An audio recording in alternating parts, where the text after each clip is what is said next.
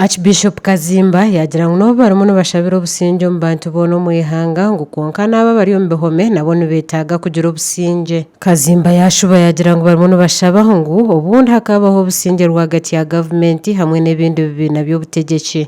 We need holistic peace. Nitwetera ngo businje omubicwe kane mbajuzona no kwenguririza amakuru. We are talking about peace here. Hano tunene tugamba businje. But there are some people in prison. Konka twina abantu abari mu bihome. They need also to enjoy peace. Kandi nabone letenga ngo bashemere. And these days we are praying that there should be a releasing of political prisoners. Kandi nebibiro nshaba ngwe mbohe ahabwe byo butegeki nazo zirekurwe. We are praying that God will help us, that there should be peace between opposition and government. Kazimba yashaba bikiriza bona okusasirana kandi naba batwire batarukundana okureka ngo basasirana ahabo kwenda kuretaho obusinge mu ihanga. You have any person you have been hating for some time? Hariho umuntu owoine otwiro yanjire kumara ubwire. This is the time to say, I forgive this person. This person might be your relative. Archbishop Kazimba yashaba abantu ngo betantare ibintu byone byakuretaho obusinge bubi hagumeze ngo buri omwashemerire ko obusinge okurabira mu kwikiriza Yesu Kristo oruwe n'uwayino obusinge. And avoid anything which is distracting peace. And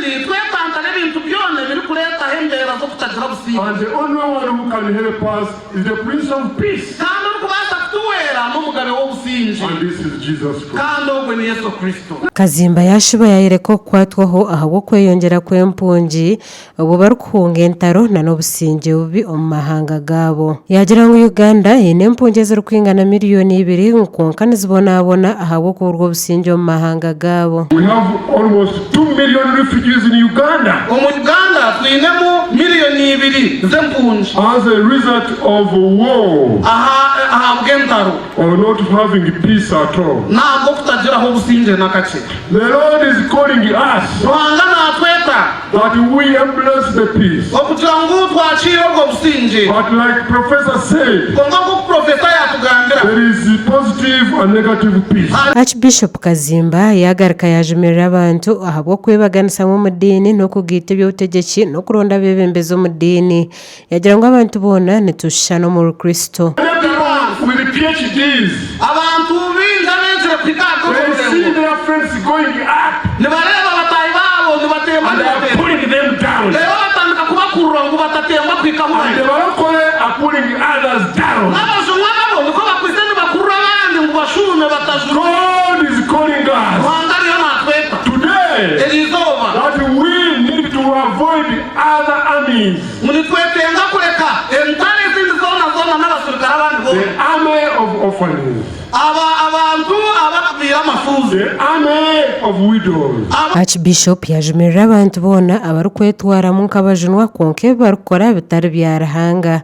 Yagira ngo abantu nkabo tubarukuretera abantu businge. But we are not really saved. Today we have people who preach the gospel. It looks like a gospel. But it's not a gospel. He preaches the real gospel. Archbishop Kazimba naija kuba ari ombureberezi bwa kigezi okumara ebiro naho bwari kusiburana n'abakristayo. Gasha kwa Jimmy Emmanuel ahabwa Tayari West agenshonga.